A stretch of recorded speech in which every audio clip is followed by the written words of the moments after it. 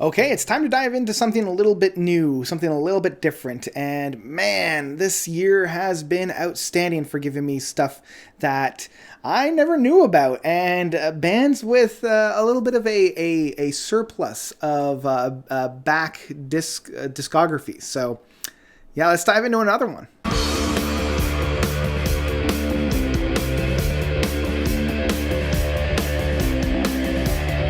Regenerator by King Buffalo. So King Buffalo is how do I best describe it? I guess a lot of people are calling them like a heavy psych band, like a psychedelic heavy band, something that say like,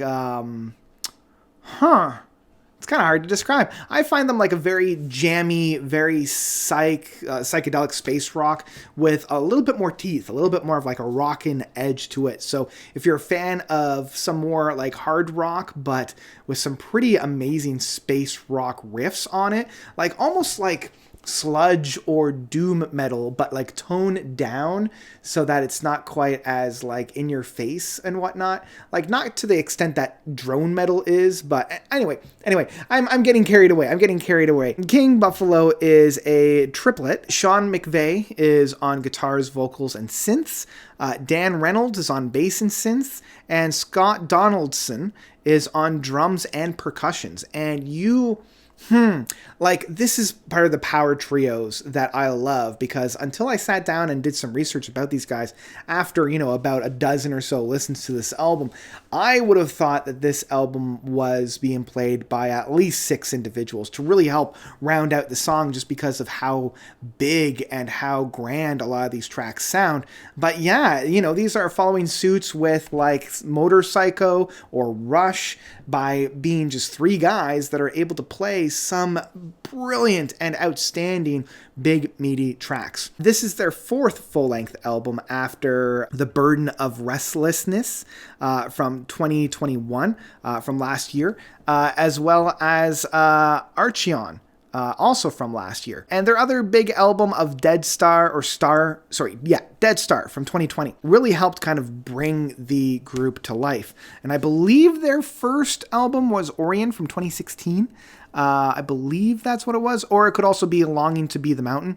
It's kind of hard to see which one is a full-length album and which one is an EP, because these guys are pretty prolific in terms of providing some really tasty jams. But anyway, we're talking about Regenerator, the one that was released last month. And the thing that I particularly love about this album, there's 7 tracks across 43 minutes worth of music, and this is the perfect length for the type of music that we're getting into. I love this style of music. As I already mentioned at the beginning, it's very psychedelic, it's very space rocky, but it's also very jammin' as well. Like, it's very jam style of music. And this is really found within the title track, the first track, and the last track of Firmament. One of the things that I just love about this album is just how much most bands would have stopped. They would have stopped after the first couple of bars on each of these tracks, but these boys just really allow the song to blossom and really allow the song to take on a life of its own. And that's what I really love about this, especially on the last track of Firmament. It feels very similar to some of the stuff that we would have got on some of the deeper cuts off of Steven Wilson's Grace for Drowning. Like, it has that really dark and menacing flavor in a much more somber and quiet mood until the song actually starts to get going, and then it just explodes and blossoms into this whole new beast and whole new thing.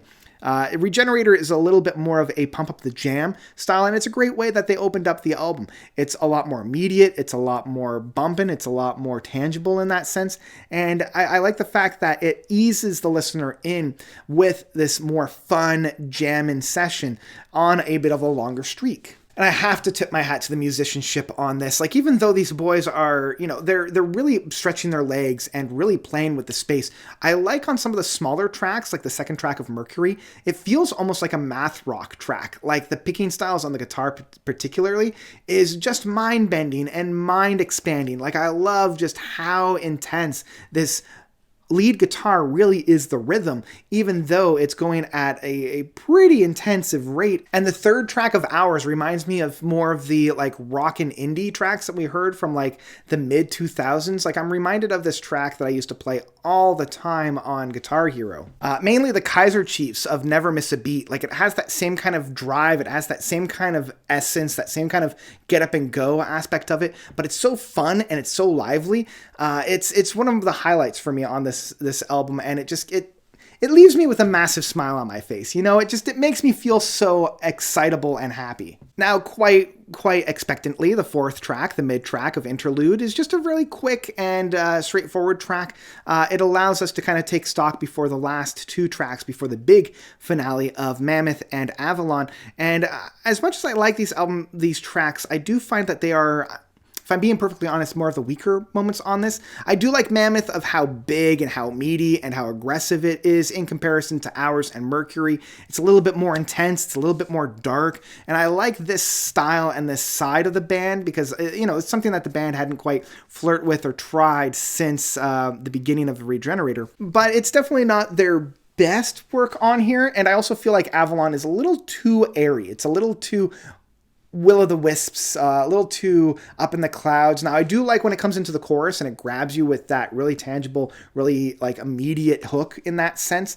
But I do feel like with Mammoth and Avalon, I don't know, I feel myself kind of drifting away, but not in a good sense, until we get to Firmament, which I am like immediately pulled back to, which is, again, in my opinion, probably the best track of this album. This is something that I'm really, really applauding 2022 with, in a lot of bands not being shy of stretching their legs and playing a little bit longer. And I love the fact that Firmament does this. It has this really bumping and really juicy, tangible bottom on the track. Like the foundation of this track is so immediate and so realized that everything that's played on top, they're able to build on top of builds on top of builds, so that by the end, it is just a massive crescendo of music. I do wish that the final play out, like the very last couple of notes, kind of hit a little bit harder, and I feel like it was a little bit of a whimper rather than a bang.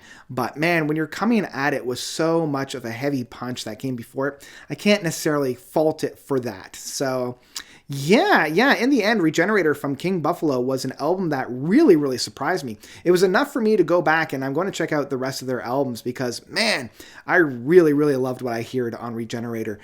If their back catalog is anything like this one, I'm sure I'm in for a treat. So yeah, I will say in the end that Regenerator from King Buffalo is one I would absolutely pick up in physical format. You know, it's a shame that I couldn't find the vinyl online, like their Bandcamp is only a digital download, because I would very happily shell out the money for a vinyl pressing of this album. Yeah, there's a lot to really dive into, a lot to really sink your teeth into, and the more I listen to it, the more I get rewarded from it. So yeah, that's what I've got for Regenerator from King Buffalo. What did you guys think about this album? Did you love it? Did you hate it? Whatever you thought, please let me know by commenting down below. And I think that's all I've got for you guys today. That's all I've got. So thank you all so much for watching. As always, you guys are definitely the best. And until next time, notes out.